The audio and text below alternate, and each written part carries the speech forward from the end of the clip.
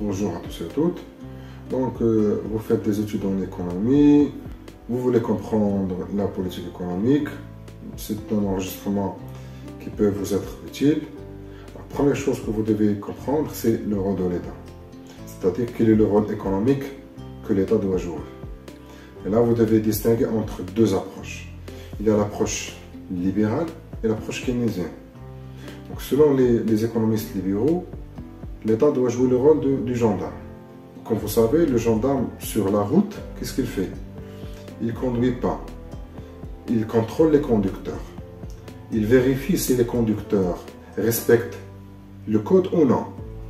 N'est-ce pas? C'est un peu la même logique. En économie, et en parlant de l'État gendarme, on va dire que l'État ne doit pas intervenir dans l'activité économique, c'est-à-dire principalement dans la production des biens et services.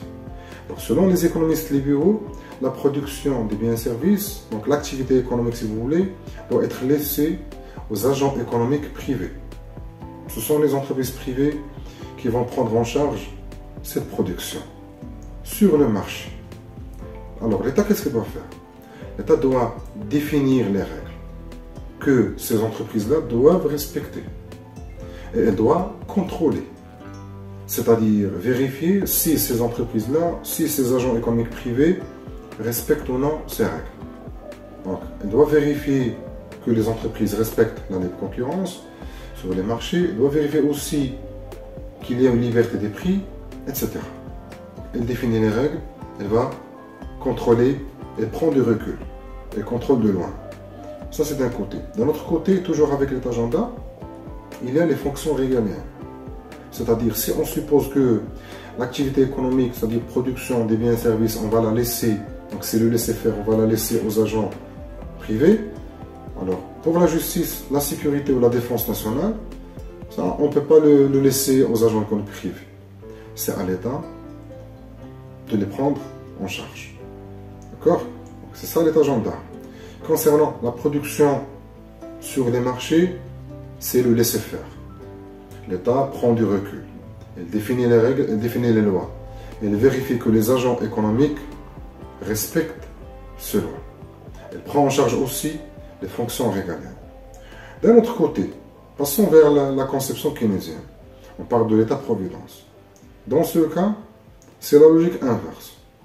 Dans ce cas, l'État doit intervenir dans l'activité économique. Pourquoi? Parce que selon Keynes, si on laisse les agents privés fonctionner sur le marché, alors sur ce marché-là, il peut y avoir des dysfonctionnements. Il peut y avoir une hausse des prix, il peut y avoir une augmentation du chômage, etc. Donc les imperfections du marché, les dysfonctions du marché sont nombreuses. C'est pour cette raison que, selon Keynes, l'État doit intervenir. Dans ce point-là, n'oubliez pas que Keynes base son analyse sur les conséquences de la crise de 1929, une crise mondiale qui a engendré une forte augmentation du chômage. C'est pour cette raison que Keynes recommande une intervention de l'État. L'État doit intervenir pour apporter une aide au marché. Alors, cette intervention peut prendre plusieurs formes. On va parler des trois fonctions de l'État-providence. Dans la première fonction, c'est l'allocation des ressources. Donc l'État peut aussi participer dans la production, c'est-à-dire dans les gros projets structurants, dans les gros projets d'investissement. Par exemple, les projets d'infrastructure.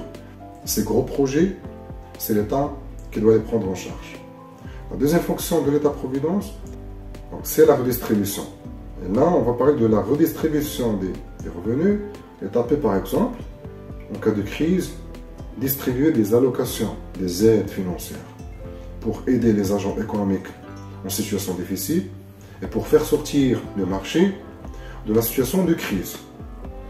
Dans la troisième fonction de cet État-providence, c'est-à-dire de cet État interventionniste, c'est la fonction de régulation. Là, on va parler de la mise en œuvre de politiques économiques de régulation, soit la politique monétaire, soit la politique budgétaire, c'est-à-dire des politiques économiques à travers lesquelles on va prendre des décisions qui peuvent faire face, qui peuvent atténuer les dysfonctionnements du marché. Décisions bien sûr qui seront prises par l'État, par les pouvoirs publics, comme la baisse de l'impôt, comme la baisse des taux d'intérêt, si on veut par exemple faire sortir le système de la crise en cas de forte augmentation du chômage. D'accord? C'est là finalement les deux concepts, l'État gendarme et l'État-providence.